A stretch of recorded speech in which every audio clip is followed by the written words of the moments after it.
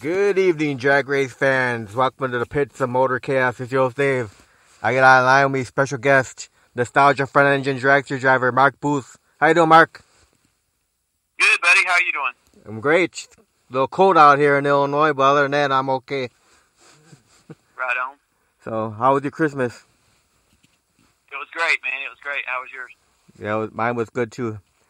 So, I hope everyone listening out there had a very Merry Christmas and all that. We're approaching the new year. The year's almost gone already, Mark. Where'd it go? Yeah, really, man. It went fast, didn't it? Yeah, sure did, buddy. Yeah. Mine went 6 seconds at a time. So how'd your year go with the Dragster? It went really good, man. We had a really good time with that thing.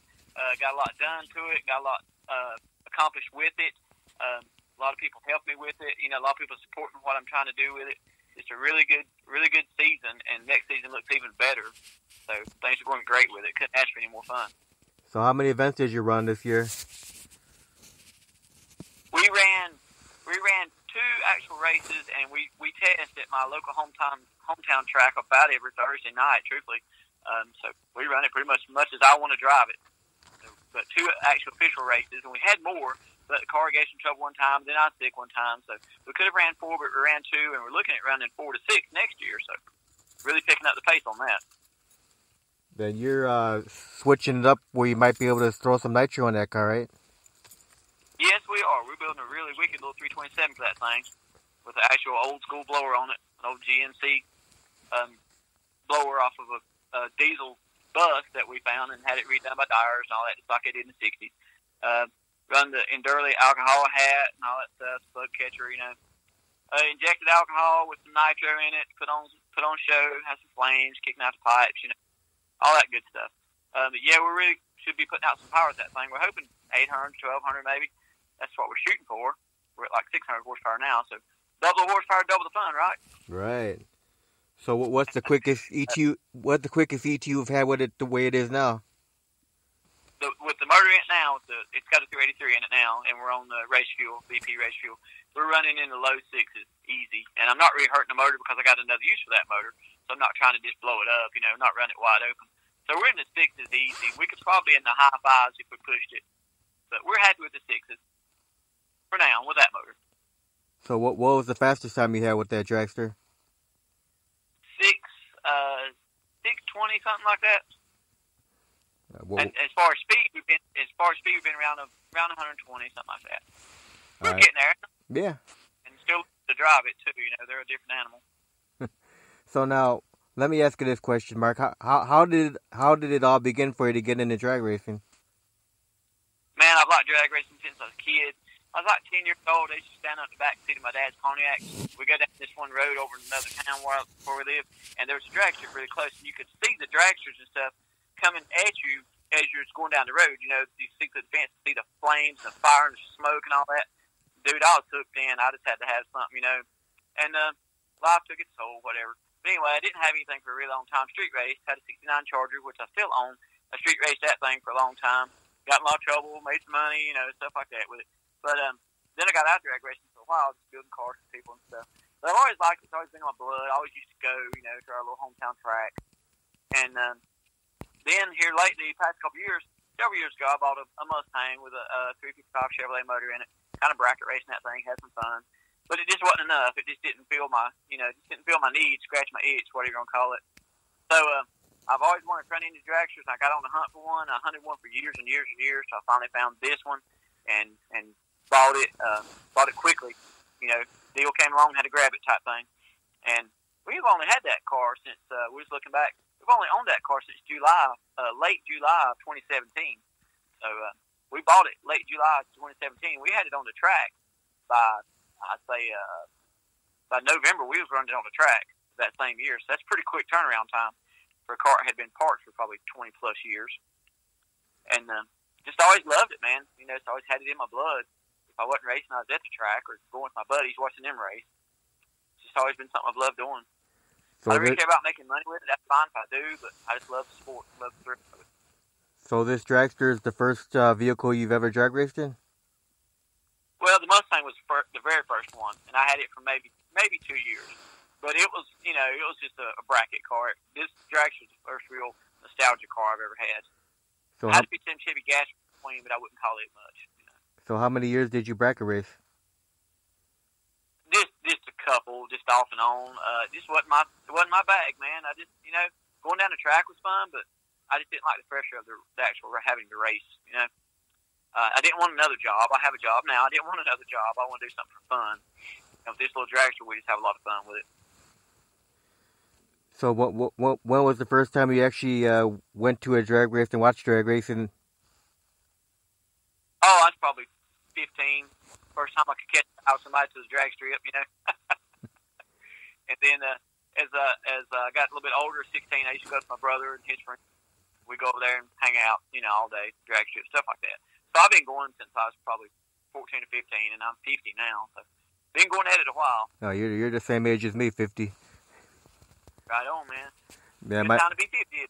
My dad started taking me when I was about 4 or 5 to the drag strip to watch drag races. So I got to thank him for it. Yeah, that's awesome, man. That's awesome. My parents wasn't into it, you know, but me and my brother always were, and like I said, we're having a lot of fun with this little car now. It's been a real challenge and a whole lot of fun with this little thing. They're a handful to drive. They're not like a door car, you know. They're a lot different animal. You never know what pass you're going to get. Right, left, straight up in the air, or what. Yeah. They're kind of unpredictable.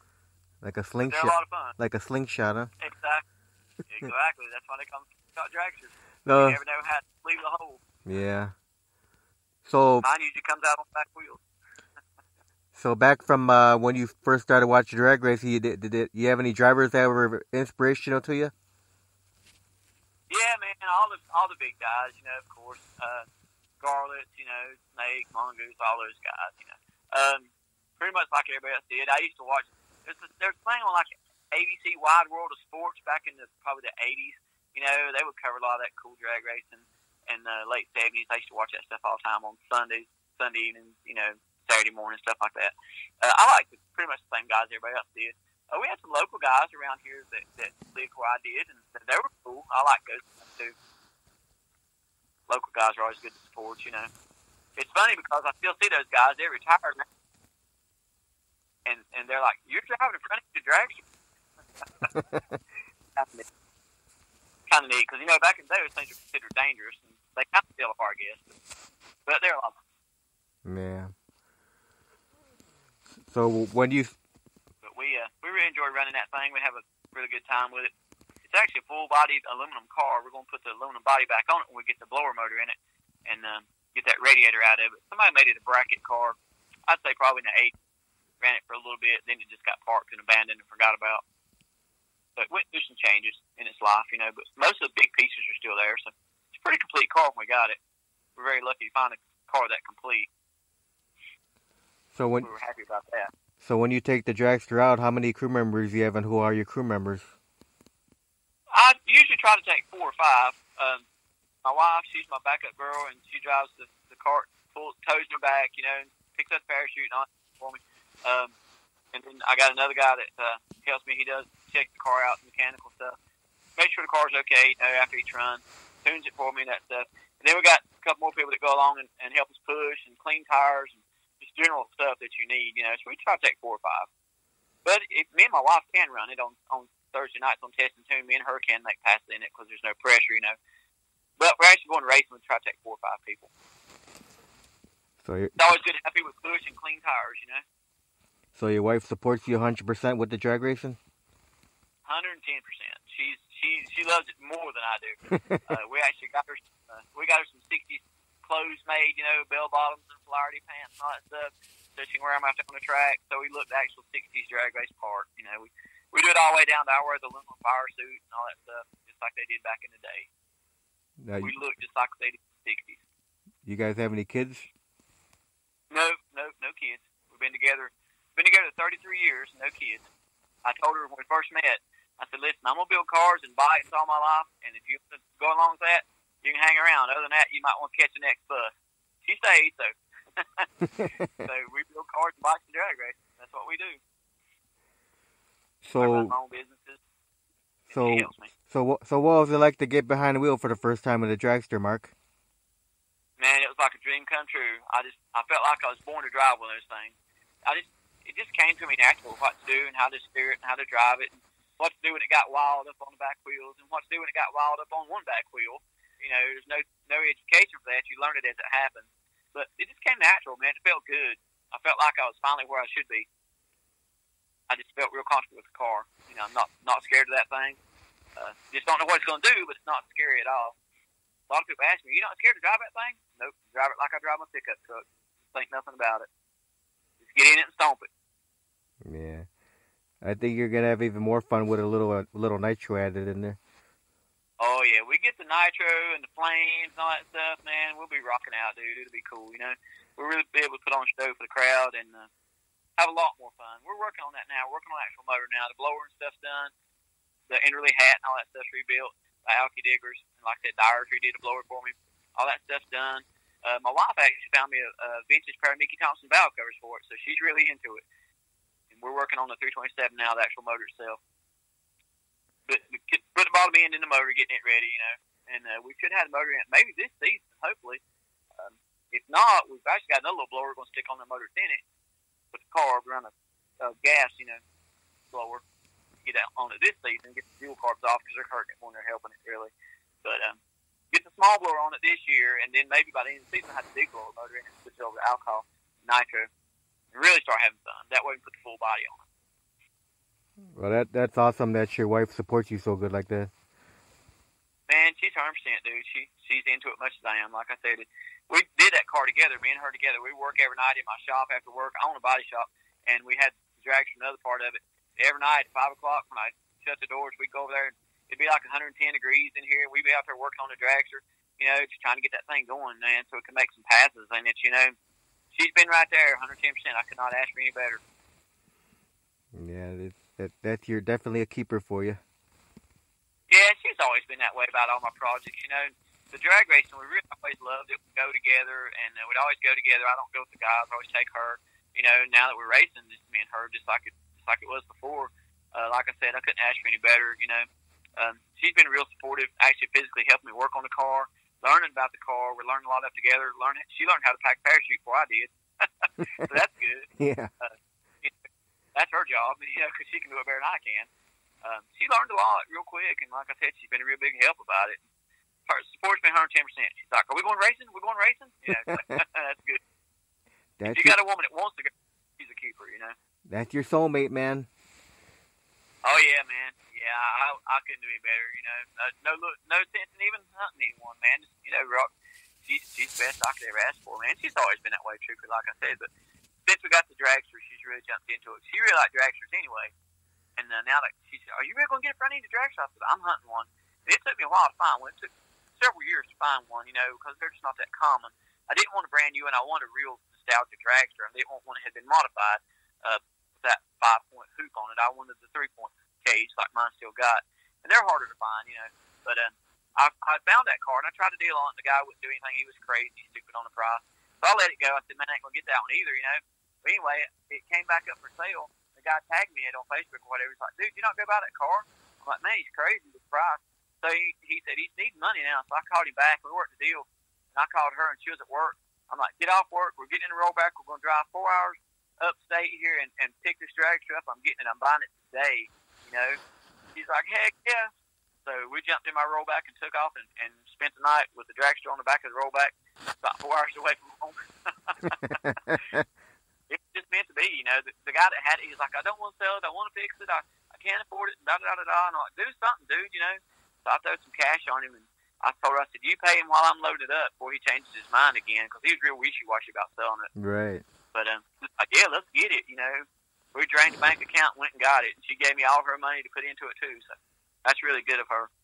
That's awesome, man. Yeah, we started working on it the very next day. We started stripping it down. And the car itself will teach you what it needs and how to work on it. You just kind of look at what's been done to it, you know. So we both learned a lot, and we're still learning. There's no real school to go learn how to work on front ends and Dragsters, you know. Now, do you get advice from other Dragster drivers out there? I do, man. I do. I've had a lot of help, a lot of good guys. Met most of them on Facebook, you know, and then met them in person. People have really other drivers, older drivers that don't race anymore that used to really race those things. Some guys are still racing them. Man, everybody welcomed me into the front engine dragster crowd. Everybody's been super happy, man. You know, it showed me and tell me things that I might need to know when you get on the track, and every bit of it helped me. It really did. Yes, I've had a good support. Made some real close friends with that thing. You know, real good people. Everybody that I've run into has a front engine dragster is real supportive of me getting mine and getting it going, and you know, racing or just hanging out or whatever. You know, yeah, real good support. A lot of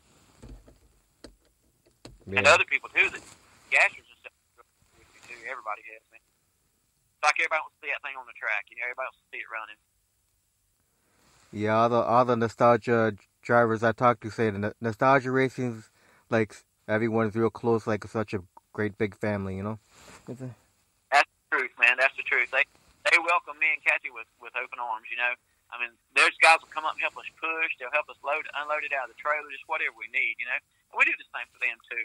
Even another guy that I race that has a front engine dragster, we help him push his, then he helps us with ours, and we race together. You know. So, that's really cool, man. You know. Oh yeah, then if you need a part off your car, the person you're racing against will give you a part off his car if he has spare parts. I'm sure they would. Yep, I'm sure they would, man. You know, and I do the same for them. Yeah, you know, everybody's that close to the track. Everybody gets along that good. You know, there's no animosity.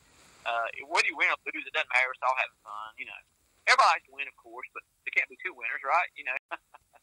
But yeah, and I've got a buddy in Arizona. He's probably listening now. And he's been real helpful with me. I've never actually met him. We just talk on Facebook and talk on the phone. He was real helpful when I first got the thing as far as telling me, you know, what I need and how to prepare this and that on the car because he actually still runs one. There's some good people out there, man, really good people. I was really surprised that the people that did help me. I've got a buddy that lives in South Carolina below me here in North Carolina, and he's got a gasser, a real cool gasser. But he's been real helpful, man, you know, helping me get on different tracks and, you know, tech and stuff like that on tracks, and just general questions that I had about different tracks. So yeah, man, I've got to say I've had a real good showing of friends on this thing. And one guy, he's down in like Mississippi or whatever. He cut me a really good deal on a vintage aluminum fire suit, complete suit, matching jacket, boots, pants, everything, all matching suit. He sold me that thing about getting to wear it, you know. So. Yeah. Yeah, everybody's been real good. Every other front engine dragster is like your best friend till you get on the starting line. Right, exactly. Then when you know, yeah, then the race is done. Then you're friends again, though. Oh yeah. You know, when you start staging, it's different. Everybody's racing, you know. But yeah, after the race, man, you're back slapping everybody on the back and hugging and saying, "Man, we had a good pass," you know. So yeah, it's real fun. Good camaraderie. We all get together at the track and eat the Friday night before race on Saturday. You know, hang out. A lot of fun, man. Just a whole lot of fun. Everybody's real good people that I've met drag racing. I haven't met anybody yet that doesn't support it and wants to see different cars on the track. You know, especially the little dragsters. Most of them sound crazy for driving the thing, but they look down at the seat, see that you actually sit on the rear end, and they're like, "Oh no, I'm not doing that." But other than that, it's not bad. You know, you sit on the rear end and wrap your legs around the transmission and floor it. Just stomp it. We have that painted on the rear end of mine. Just stomp it. Because if you think about it, you'd scare you to death. You wouldn't do it. So you just get in it and go. But once you get strapped in, it's not bad. Now, would you ever take that dragster down to Bakersfield? I would, yes. I would love to. I don't know if it would pass tech with that 3-point hoop. I don't know if they let me run it, but yeah, I'd like to do that at some point. I think that would be awesome. I've never got to go to any of the big tracks like that, you know. Yeah, they get that. But at some point, we'd like to do that. The March Meet and the Hot Rod Reunion, yeah. Yeah, that would be awesome. That would be awesome. I would like to, when we get the blower motor stuff in it, get the full body on it, you know, get it really finished, I would like to check and see if they let me make a pass in it with 3-point cage. I don't know if they would or not. I'd have to check and see. But, yeah, I'd definitely like to take it. But I don't like to cackle mine. I like to run it. Right. Mine's not a cackle car. I'm going to race that thing, you know. Yeah. That's the fun of it, you know. Cackling's okay, but I'd rather race mine. I'd rather have it on the track, doing half-track burnouts, wheelies, and all that fun stuff. Now, Mark, do you have any sponsors for that dragster? We're working on getting some sponsors now. Yeah, that's kind of in the works. Probably pick up more, get the blower motor in it. Yeah, I got a deal going with a guy. I'm gonna probably have some sponsorship here for long, and take it to some different type grand openings for places and make a little money with it. So that'd be a nice return, instead of spending money on it. But yeah, we do have some spots in the works. All right. So now, when you're getting ready for a weekend of drag racing with that dragster, what goes into preparation to get it ready? It takes about 2 days to get that thing ready. Me and Randy, the guy that works with me, it takes us about 2 days. We'll check everything, go over all the nuts, bolts, make sure everything's tight, make sure it didn't break anything, check the frame, tires, of course, check the air pressure 15 times, and then check it again when you get to the track, check, make sure the motor mounts, nothing's come loose in it, the motor plates aren't cracked. Just go over every nut and bolt on it pretty much, over it, under it, through it. It's a lot of work to maintain it, just to make a couple passes in it. There's so much different than door cars. There's so much stuff that can get, come loose on a dragster more than a door car. We just have to check pretty much everything. Check the spindles, check the bearings, of course you check the rear end stuff, check the brakes, pack the parachute again, make sure it's packed right and all that stuff. Make sure it's not full or anything. It's a lot of maintenance, but it's well worth it. Nothing like being safe. It can't be too safe. All right. Now what's your favorite track to run on? My actual favorite track is my hometown track, which is Shady Side in Bowling Springs, North Carolina. That track's been there probably 30 years or more, maybe 40. And I've been going there since I was a kid. They're real good to me over there. We sponsored the track over there, and they're real good people. And like I said, they're real good to let me run my dragster pretty much anytime, test and tune. So that has to be my favorite track. Yeah, really. That's go there quarter mile, right? 8 mile. No, we just run 8. Have you ever done quarter mile? Never have. No, we just always run 8. Everything is 8 mile. The track that we actually race at in Greer, South Carolina, is a quarter, but it's cut down to 8. We only run 8. Well, if you do Bakersfield, you're gonna have to do quarter mile, man. Hey, that'd be awesome. I got no problem trying it. Man. I love to try it. I might change the rear end gear, but other than that, I love to try it, man. I got no problem with that. That's just a lot more fun. Yeah. I would love to do it. I do need to check and see what their safety stuff is as far as the 3-point cage. A lot of people want me to change it and put a 5-point in it, but I just don't want to do that and ruin the originality of the car. It's an original 3-point dragster, and that's why I want to leave it. That's what it's born. That's what it's built to be. That's what it should remain. The 5-point hoop's okay, but it's just not what I want on my dragster. I just think it kills the originality of them. Now, since you've had this dragster, have you reached any milestones yet? I've reached several milestones with it. Once by having it, and another one by running it, because a lot of people are afraid to run them. And just, man, it's been such a struggle to actually find one and get one going. It's just like something that I never thought I'd actually be able to afford. And the one I found was pretty much an original car. It hadn't been butchered on much. So I get the same feel that guy probably got in the 60s and 70s when he's really racing the thing. We left the original wheel and stuff in it, the original steering wheel and all that stuff. It's a little rough, but that way I want to feel what that guy felt, The milestones to me is just being able to actually race the thing and actually have fun in it.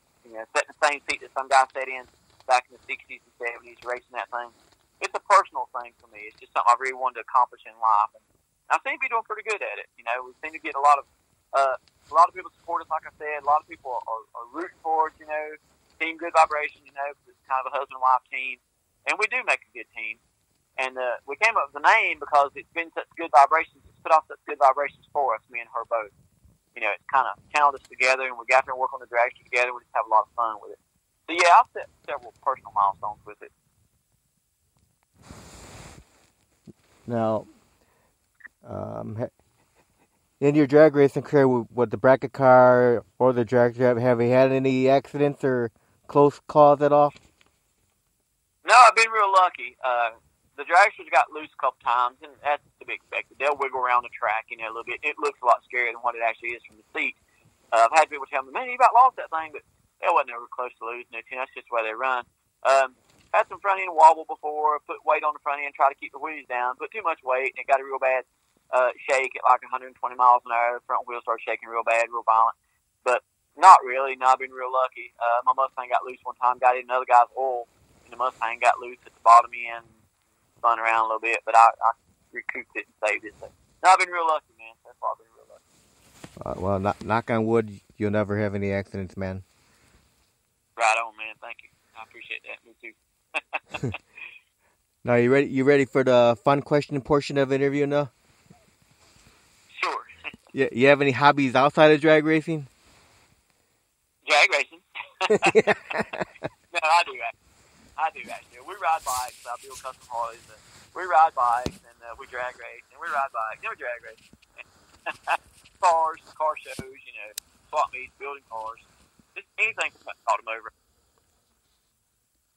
And drag racing. So with this dragster, do you have a greatest competitor out there so far? Do I have a what? Greatest competitor. No, not really. I can't say if I do, but I'm just getting started. I'm kind of young in this. I'm still young gun with it. I've only been racing it, a year now, yeah. So, no, but I'm sure that something will come up, Everybody's just been real cool about it, man. Have you won any trophies or plaques in your drag racing career yet? I did, actually. I won this year at Greer, the last race we run at the Hot Rod Revival in Greer, South Carolina, at Greer Dragster. I did, yes. It's the first time I've ever won anything with it or the Mustang, truthfully. So that was kind of fun. It's kind of neat, getting the winner's circle. Enjoyed that very well. Kind of makes you want to do it again. Yeah. All right. So now, Mark, if you were able to go do time traveling and go backwards in time, would you do anything differently with the drag racing career? I'd started sooner. Like how many years sooner would you like to have started? Oh man, I started when I was a kid, when I was 17 or 18, 20 years old. As soon as I could got in the seat of one. Yeah. I'd have made a career out of it, truthfully, but everybody's dealt a different hand. But yeah, I'm happy before I met in it, man. I'm happy to be 50 and able to run the thing, I've had 2 steel knee replacements already. I've lost 148 pounds to drive the thing. I mean, so I'm happy before I met it. I'm just glad I can do it. Now, do you have any pre-race rituals or superstitions at all? Not really. I just like to take a second or two just by myself and get in my little zone with the car, as I'm getting in it. And, me and the car got a little thing. And other than that, no, I'm good, man. Everybody knows that goes with me. They give me just a few seconds to get my groove on, and then we're ready, man. Once you fire it up, it's on. All right, here's an easy question for you, Mark. What's your favorite food to eat? What's my favorite food? What's your favorite food to eat, yeah. My favorite quote? No, food. Food? Yeah, what's your favorite food you like to eat? I can't hear you, man. Were you breaking up? What's your favorite food that you like to eat? My favorite food I like to eat? Yeah. Anything Mexican, man. Anything Mexican, which I had Mexican tonight, matter of fact, so it was really good. Now, did you calm my radio jitters? Now, did you go out to eat, or your wife cooked? No, I went out to eat. I ran over to a little Mexican place across town here and grabbed me something real quick. Now, does the wife cook? Oh yeah, she does. Yeah, when we're home. So, what's your favorite dish that she makes? She makes a real good lasagna. She makes a real good spaghetti, anything Italian like that. She makes real good homemade pizza. So Italian will be your second favorite food? Yeah. Yeah, I like spicy stuff, Mexican, Italian, stuff like that, All right. Now, you watch movies much at all, Mark? Some. You have a favorite movie of all time? Yeah, probably that. It'd be close by probably Drag Racer. That'd probably be my most favorite one. And then behind that, American Graffiti 2, mainly because they both have front-ended dragsters in them. Did you ever see the movie Heart of a Wheel? I did. Yep, I sure did. Yeah. Shirley Muldowney. Yep. That was a pretty cool movie. Yeah. So, I never got to see a lot of those big time racers run, because they didn't come around where I was. Well, But it's been nice to see. at least we got Chris the Greek Karamasini still out there. Oh yeah, yep, that's true. Now, what's your favorite music to listen to, Mark? I like pretty much anything, rock and roll, old rock. I don't care much for new rock. I like a lot of Johnny Cash, Hank 3, Slayer, stuff like that. You go from classic rock to thrash metal. Yeah, it's a little out there. I like Sinatra. I mean, my CDs, man, I'm full of Sinatra. Anything from metal to Sinatra to classic country, Hank 3, like I said, it's a mix with me, man. Depends on what mood I'm in, man. But I just don't like new country, nothing like that. Yeah. I don't like that stuff. Yeah. That stuff kind of sucks, But yeah, all kind of music. It varies with me. It varies with me. I like rockabilly, Reverend Horton Heat, stuff like that. Social Distortion, It just varies. Depends on what I'm doing. Now, when you're at the track and the pits, you guys listen to music at all? Yeah, we usually have a radio back there playing something. It's hard to hear, it's all noise, and we're actually really working on the car. And, there's so much going on, we don't have much time for it. But, yeah, we usually have radio playing back there in the back if we think about turning it on. Like I said, it just depends on what we got going on. Right. There's usually so much noise you can't hear it anyway, Yeah. So now, we usually have a bunch of people. So when you were growing up as a kid, Mark, what was your favorite cartoon to watch? I'd have to say probably the Bugs Bunny Roadrunner show, called the Roadrunner, Yep. Meep meep. Yep, exactly right. I've had several Roadrunners in my life since then. I've had 2 or 3 Roadrunners since then. Actual Roadrunner cars with the meep meep horn on them and all that. I used to restore Chrysler muscle cars for myself. I'd build me a car a year. Every year I'd build me a different Chrysler muscle car, and I had a bunch of those things. I've had over 500 of those things. Wow. Yeah. Big time Mopar guy. I like Chrysler stuff. Old Chrysler stuff. New stuff, I don't know about. So, what about TV show? Did you have a favorite TV show when you were growing up? Oh yeah, Dukes of Hazzard.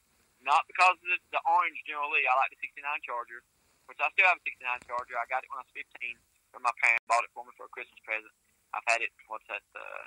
I've had it 35 years now, I guess. I always liked '69 Chargers. Dirty Mary, Crazy Larry, all that stuff. Bullet '68 Charger.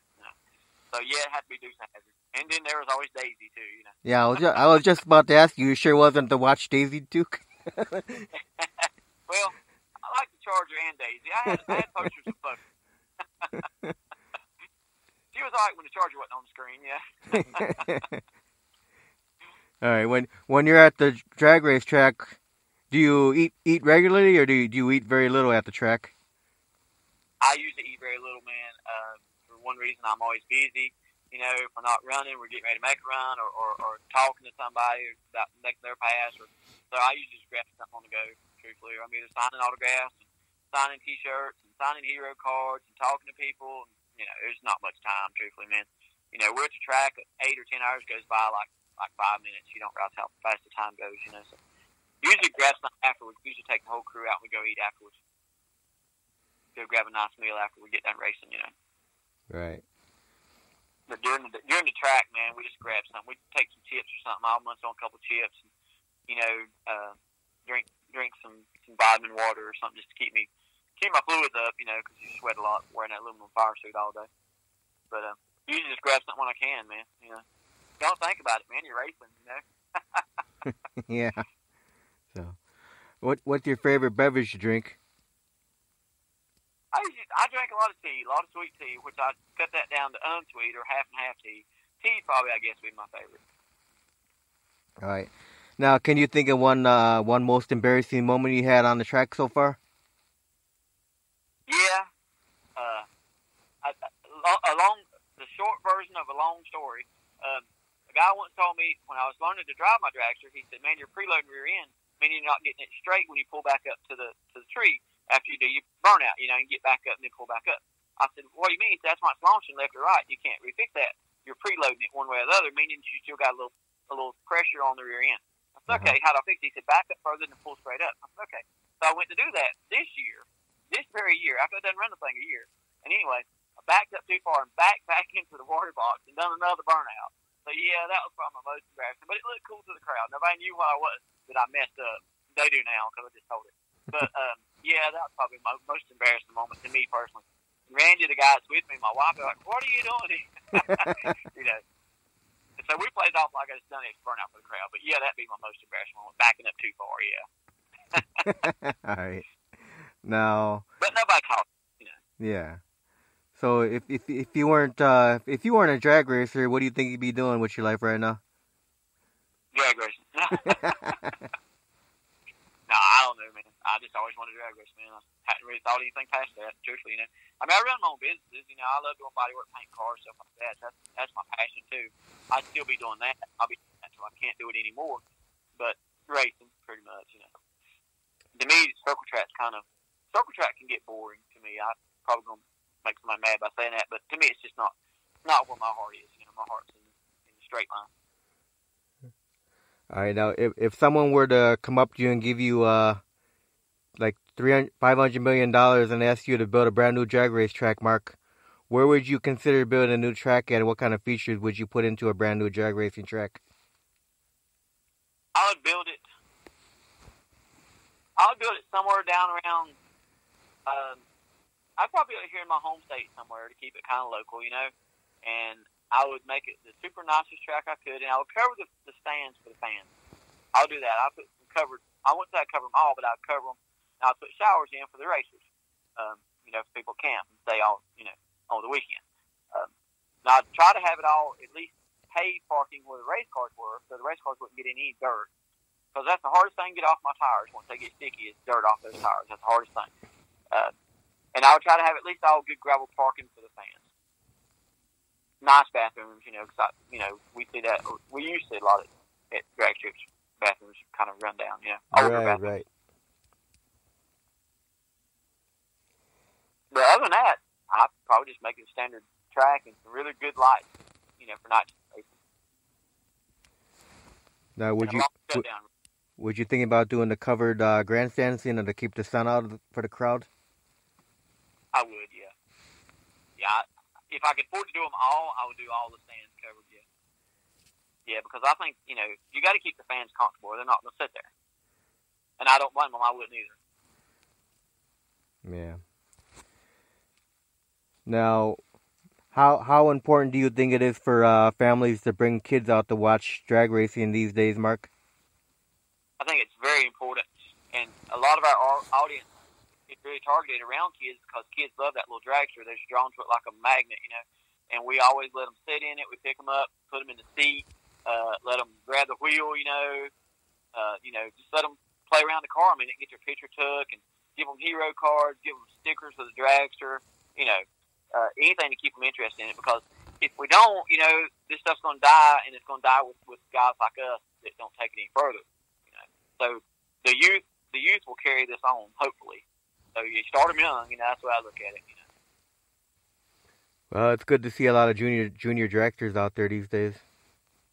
It is. It really is. That's a good thing.